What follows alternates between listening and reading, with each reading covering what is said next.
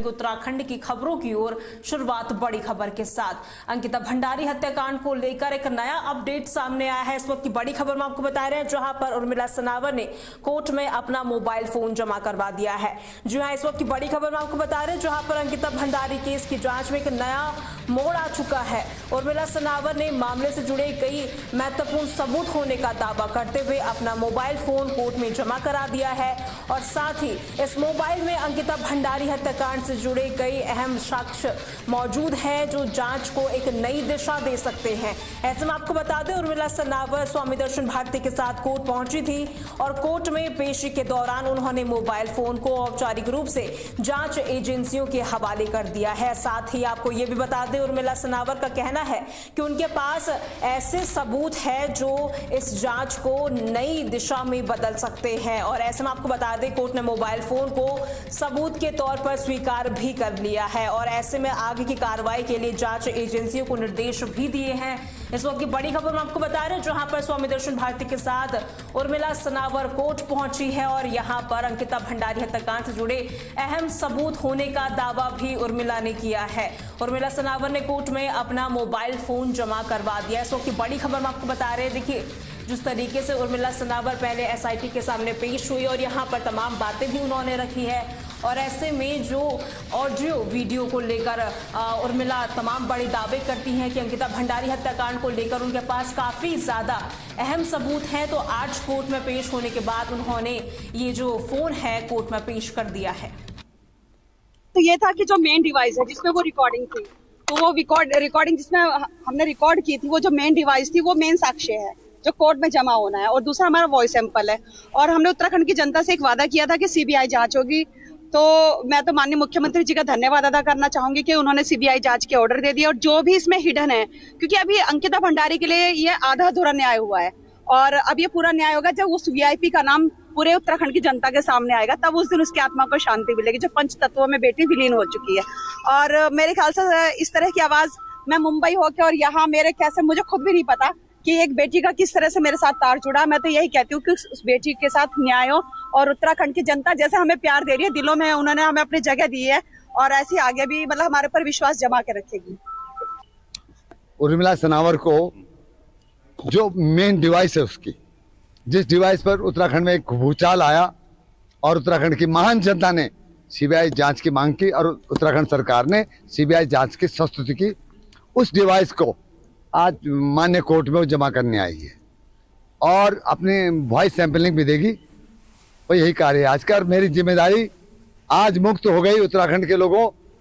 मैंने यहाँ कोर्ट तक की मेरी जिम्मेदारी थी उस लड़की को लाने की, सुरक्षा देने की, वो मैंने किया और सब पत्रकार बंधु अब आपके सामने जो भी हो। इससे पहले एसआईटी से भी पूछताछ, क्योंकि एसआईटी ने मना कर दिया था डिवाइस के लिए, क्योंकि इस लड़के ने ये कहा था उस समय एसआईटी के लिए कि मैं ये डिवाइस कोर्ट में जमा करूंगी। अब जब उसे कह दिया मैं कोर्ट में जमा करूंगी तो कोर्ट में ही होगा। वो पिछले 2 दिन से डिले किया जा रहा था आपको लेकर। नहीं, कोर्ट का टाइम नहीं मिल पाया था, ये तो कोर्ट में होता। आज कोर्ट डेट देगा, कल देगा, परसों देगा, इस तरह से डिले हुआ हो। मोबाइल है, इसके अलावा भी कुछ नहीं, सब मोबाइल है उसका, जो भी है आवाज है तो मोबाइल में होगा और क्या होगा उसमें। आपको लेके भी ये एक जो बयान था वो दिया गया था कि आपने मीडिया के सामने आके क्या कुछ बयान दिया गया, आपके ऊपर भी कुछ टिप्पणी की गई थी सनावर के पास। ठीक है, हमें उसकी टिप्पणी से क्या दिक्कत है, हमें तो उससे लाना था, उसे सुरक्षा देनी थी और मान्य कोर्ट के सामने, पुलिस के सामने उसे पेश करना था। वो कर दिया हमने अपना कार्य। अब सीबीआई जाने, सीबीआई का कार्य जाने और हमें आशा है कि उत्तराखंड के लोगों को इंसाफ मिलेगा। जिसको आप सुरक्षा दे रहे हो उसी ने आपके ऊपर कई सारे आरोप लगाए थे, आपको ठेकेदार बताया था, एजेंट बताया था, इस तरीके के बयान भी सामने। अच्छा, ऐसा है कि अब बहुत सारे बयान आएंगे बाबू। मुझे तो उत्तराखंड के लोगों ने बहुत प्यार दिया, गालियां दे दे करके, फिर भी हम अपने कार्य के प्रति समर्पित थे, क्योंकि हम नहीं चाहते थे उत्तराखंड में कोई नेपाल बनाने की बात करे। उत्तराखंड फोन लाइन की ओर रुक करते हैं। ज्यादा जानकारी के लिए हमारे संवाददाता मनीष कागरान हमारे साथ जुड़ चुके हैं। मनीष, क्या कुछ जानकारी मिल रही है इस पूरी खबर को लेके? हाँ विजयलक्ष्मी, बिल्कुल। देखिए, आप उर्मिला सनावर है वो आज कोर्ट के सामने पेश हो गई है। हम इस समय रोशनाबाद कोर्ट के बाहर ही खड़े हैं और उनका इंतजार भी कर रहे हैं कि देखते हैं उनको या तो पुलिस अरेस्ट करेगी या उनको बाहर वो कब आएंगी वो। तो देखिए, उन्होंने आज कोर्ट के सामने जो अपना जो मोबाइल जो एविडेंस था वो जी। उन्होंने यहाँ पर सबमिट करा है। इसके अलावा जो उनकी वॉइस जो थी, जो सैंपल्स थे, वो भी यहाँ पर उनके यहाँ पर सबमिट हुए हैं। देखिए, जी। दर्शन भारती थे, क्योंकि बीच में बहुत सारी बातें निकल करके आ रही थी, कई सारे कमेंट थे दर्शन भारती के खिलाफ भी, तो आज दर्शन भारती जी ही उसको साथ में लेकर के आए, रोशनाबाद कोर्ट में यहाँ पर लेकर के आए और यहाँ पर भारी सुरक्षा बल के साथ उनको कोर्ट में पेश किया गया। विजय लक्ष्मी। जी मनीष, देखिए यहाँ पर लगातार उर्मिला सनावर ये दावा करती रही है कि उनके पास काफी ज्यादा अहम सबूत है अंकिता भंडारी हत्याकांड को लेकर जो वो पेश करेंगी। तो ऐसे में जब वो कोर्ट पहुंची थी यहाँ पर, तो किस तरीके से जो नजारा था वो देखने को मिला था? देखिए, बिल्कुल विजय लक्ष्मी, क्योंकि कोर्ट परिसर में यहाँ रोशनाबाद में हम यहाँ पर अभी भी स्थित हैं, यहाँ पर पुलिस बल, काफी पुलिस बल यहाँ संख्या थी और काफी सिक्योरिटी इसकी थी, क्योंकि पूरी आज उर्मिला जो सनावर थी वो कोर्ट में पेश होने जा रही थी। पुलिस की यहाँ पर सारी व्यवस्था यहाँ पर कर रखी थी, काफी भारी बल में यहाँ पर पुलिस की व्यवस्था थी। आप देखिए, जैसी उर्मिला सनावर जो आई, उनके साथ दर्शन भारती जी आगे अपनी जो गाड़ी थी उसमें चल रहे थे, पीछे एक टैक्सी नंबर गाड़ी में उर्मिला सनावर वो उनके साथ थी और यहाँ पर जैसे ही और यहाँ पर एंटर हुई तो पुलिस वालों ने चारों तरफ से उनको घेर लिया और घेरने के बाद उनको कोर्ट में ले जाकर के पेश किया। हमने बात भी करी, बात करने की उनसे कोशिश भी करी, तो उन्होंने यही कहा कि मैं कोर्ट में अपनी जा रही हूँ, जो उनके पास जो डिवाइस है, जो मोबाइल है, उसको मैं सबमिट करूंगी कोर्ट के अंदर। इसके अलावा उन्होंने कहा कि जो वॉइस सैंपल है वो भी मेरा यहाँ पर लिया जाएगा। उनके साथ उनकी जो वकील थी वो भी यहाँ पर मौजूद थी, यहाँ पर वो भी आई हुई थी। तो ये देखिए, ये प्रक्रिया थी। दर्शन भारती जी से हमने बात करी थी, तो उनसे भी हमने ये बात करी थी। उन्होंने कहा था कि मेरी जो जिम्मेदारी थी, जो उर्मिला सनावर को सुरक्षा देने की जो मेरी जिम्मेदारी थी, वो मेरी आज पूर्ण हो चुकी है और मैंने उनको यहाँ पर आज कोर्ट में पेश कर दिया और इसकी जो जिम्मेदारी थी मेरी आज यहाँ पूरी हो चुकी है। अब वो कोर्ट में अपना जो डिवाइस है उसको पेश करेगी और इसके अलावा भी जो कोर्ट में जो फॉर्मेलिटी जो भी होगी वो उसको प्रस्तुत करेगी। तो फिलहाल हम यहाँ पर रुके हुए हैं। अभी आप देखिए, कोर्ट न्यायालय में अंदर ही उर्मिला सनावर है और जब वो बाहर आएगी तो उनसे फिर हम बातचीत करेंगे, पूछेंगे उनसे कि अंदर क्या क्या सिस्टम जो हुआ है। जी विजय लक्ष्मी। मनीष, देखिए कोर्ट के बाहर आप मौजूद है, तो क्या अब कोर्ट में पेश हो चुकी है उर्मिला, तो उसके बाद क्या उनकी गिरफ्तारी हो सकती है? देखिए, बिल्कुल। आप देखिए, अभी तक हम जो बात कर रहे थे, अंदर भी हमने कोई जानकारी जुटाने की कोशिश करी थी, तो देखिए कुछ ये चीज भी निकल करके आ रही है कि उनकी गिरफ्तारी नहीं होगी, वो बाहर आएगी। तो हम भी इसी उम्मीद में यहाँ पर बैठे हैं कि वो जब आए तो हम उनसे और भी जो हमारे क्वेश्चन है वो हम उनसे पूछें। अब देखिए, कोर्ट में पेश हुई है, अंदर हमने कई सारे जो वकील थे उनसे जानकारी ली, उनसे पता भी हमने करा है। तो इस तरह की जो दूसरे जो केस थे, वो ये कहा जा रहा है कि जो दूसरी कोर्ट में है वो अभी नहीं है। अभी तो जो केस यहाँ पर जो दाखिल हुए थे वो कोर्ट जो सबूत थे यहाँ पर वो पेश होना था, तो उसमें मुश्किल नहीं है कि उनको पुलिस अरेस्ट करे। पर देखते हैं, क्योंकि इंतजार है, हम भी बाहर खड़े हुए हैं, इंतजार कर रहे हैं कि अगर उर्मिला सनावर अगर बाहर आती है, उनकी अरेस्टिंग नहीं होती, तो उनसे कई सारे प्रश्न पूछे जाएंगे, उनसे अंदर जो कोर्ट में है उसके बारे में भी हम पूछेंगे। तो फिलहाल उर्मिला सनावर अभी अंदर है, क्योंकि जो प्रक्रिया है विजय लक्ष्मी, करीबन 2-2.5 घंटे की प्रक्रिया इनकी होती है और ये अंदर सारी की सारी जो प्रक्रियाएं ये चल रही है। जी मनीष, बहुत बहुत शुक्रिया हमारे साथ जुड़ने के लिए और तमाम जानकारी देने के लिए। तो अपडेट देते रहिएगा किस तरीके से यहाँ पर ये जब उर्मिला बाहर निकलेंगी, तो देखिए जिस तरीके से पूरा जिस तरीके से यहाँ पर जो चीजें सामने आई है, आपको ये एक और बार से दर्शन भारती का बयान सुना देते हैं। तो ये था कि जो मेन डिवाइस है जिसमें वो रिकॉर्डिंग थी, तो वो रिकॉर्डिंग जिसमें हमने रिकॉर्ड की थी, वो जो मेन डिवाइस थी वो मेन साक्ष्य है जो कोर्ट में जमा होना है, और दूसरा हमारा वॉइस सैंपल है। और हमने उत्तराखंड की जनता से एक वादा किया था कि सीबीआई जांच होगी।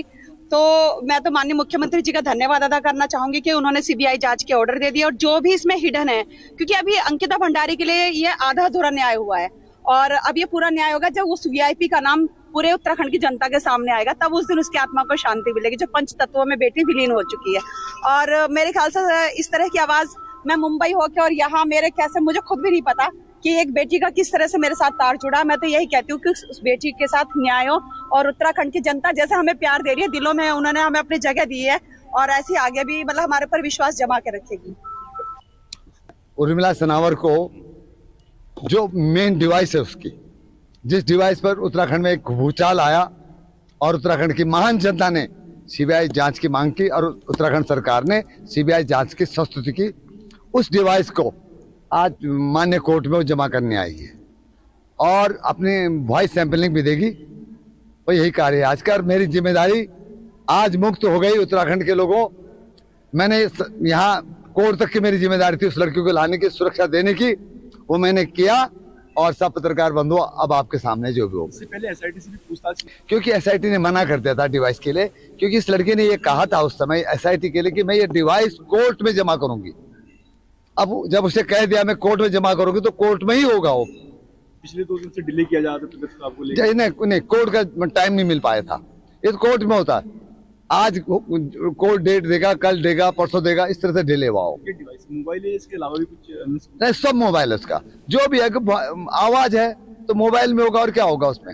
आपको लेके भी ये एक जो बयान था वो दिया गया था कि आपने मीडिया के सामने आके क्या कुछ बयान दिया गया, आपके ऊपर भी कुछ टिप्पणी की गई थी सनावर के बाद। ठीक है, हमें उसकी टिप्पणी से क्या दिक्कत है, हमें तो उससे लाना था, उसे सुरक्षा देनी थी और मान्य कोर्ट के सामने, पुलिस के सामने उसे पेश करना था। वो कर दिया हमने अपना कार्य। अब सीबीआई जाने, सीबीआई का कार्य जाने, और हमें आशा है कि उत्तराखंड के लोगों को इंसाफ मिलेगा। जिसको आप सुरक्षा दे रहे हो उसी ने आपके ऊपर कई सारे आरोप लगाए थे, आपको ठेकेदार बताया था, एजेंट बताया था, इस तरीके के बयान भी सामने आए। अच्छा, ऐसा है कि अब बहुत सारे बयान आएंगे बाबू। मुझे तो उत्तराखंड के लोगों ने बहुत प्यार दिया, गालियां दे दे करके, फिर भी हम अपने कार्य के प्रति समर्पित थे, क्योंकि हम नहीं चाहते थे उत्तराखंड में कोई नेपाल बनाने की बात करे, उत्तराखंड को बांग्लादेश से जोड़ने की बात करे, ये हम बिल्कुल नहीं चाहते। तो सुना अपने उर्मिला सनावर और दर्शन भारती ने क्या कुछ कहा। देखिए, कोर्ट में आज उर्मिला सनावर पेश हुई है, स्वामी दर्शन भारती के साथ वो पेश हुई और यहाँ पर मीडिया के तमाम सवालों का उन्होंने जवाब भी दिया। साफ तौर पर उर्मिला का कहना था कि वो कोर्ट में ही अपना मोबाइल फोन जमा कर पाएगी, क्योंकि तमाम बड़े दावे करती है उर्मिला सनावर, ऑडियो को लेकर उनके पास अंकिता भंडारी हत्याकांड को लेकर बड़े अहम सबूत है, उसको लेकर उनका साफ तौर पर कहना था कि वो जो ऑडियो है वो कोर्ट में ही पेश कराएंगी। तो आज उर्मिला सनावर स्वामी दर्शन भारती के साथ कोर्ट पहुंची और यहां पर उन्होंने अभी जो जानकारी सामने आ रही है, आपको बता दें कोर्ट में उन्होंने अपना मोबाइल फोन जमा करा दिया है और यहां पर अब जो ये आगे की प्रोसेस है वो लगातार चलती रहेगी। और ऐसे में आपको ये बड़ी खबर हम आपको बता रहे थे, जहां पर उर्मिला सनावर स्वामी दर्शन भारती के साथ कोर्ट पहुंची और यहां पर उन्होंने अपना मोबाइल फोन जमा करवा दिया है।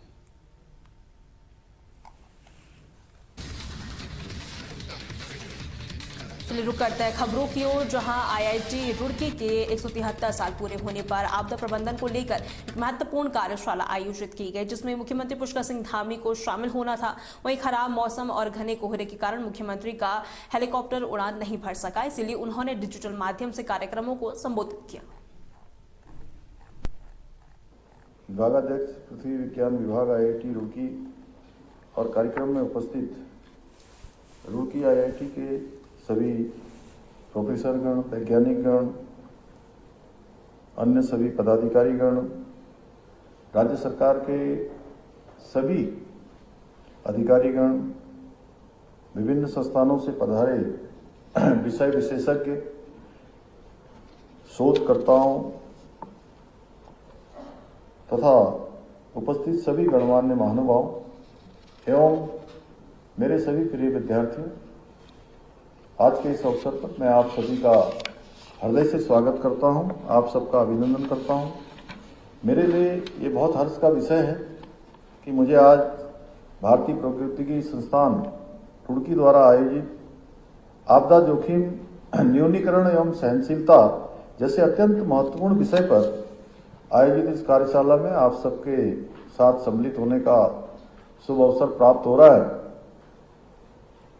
मुझे बताया गया है कि इस एक दिवसीय कार्यशाला में विभिन्न प्रतिष्ठित संस्थानों से आए वैज्ञानिकों, शोधकर्ताओं और विशेषज्ञों द्वारा आपदा जोखिम न्यूनीकरण, आपदा पूर्व तैयारी, प्रारंभिक चेतावनी प्रणालियों तथा सामुदायिक सहभागिता जैसे महत्वपूर्ण विषयों पर बहुत गहन विचार विमर्श किया जाएगा। साथ ही तक विभाग खराब मौसम के चलते उत्तराखंड के मुख्यमंत्री पुष्कर सिंह धामी का रुड़की दौरा अंतिम समय में रद्द करना पड़ा। बता दें वे कन्हैया लाल डिग्री कॉलेज में आयोजित एक सम्मान समारोह में शामिल होने वाले थे, जिसकी सभी तैयारियां पूरी हो चुकी थी। हालांकि मुख्यमंत्री के न पहुंचने के बावजूद सम्मान समारोह का कार्यक्रम लगातार जारी रहा। वहीं राज्यसभा सांसद की मुख्य उपस्थिति में इस आयोजन का यहाँ पर संपन्न हुआ गया। आपको बता दें यहाँ पर इस दौरान रुड़की विधायक प्रदीप बत्रा और अन्य बीजेपी नेता भी इस कार्यक्रम में मौजूद रहे।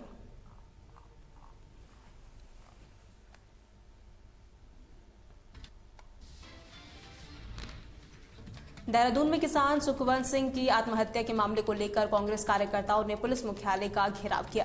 प्रदेश अध्यक्ष गणेश गोदियाल के नेतृत्व में बड़ी संख्या में कांग्रेसियों ने पुलिस प्रशासन और सरकार के खिलाफ जमकर नारेबाजी की।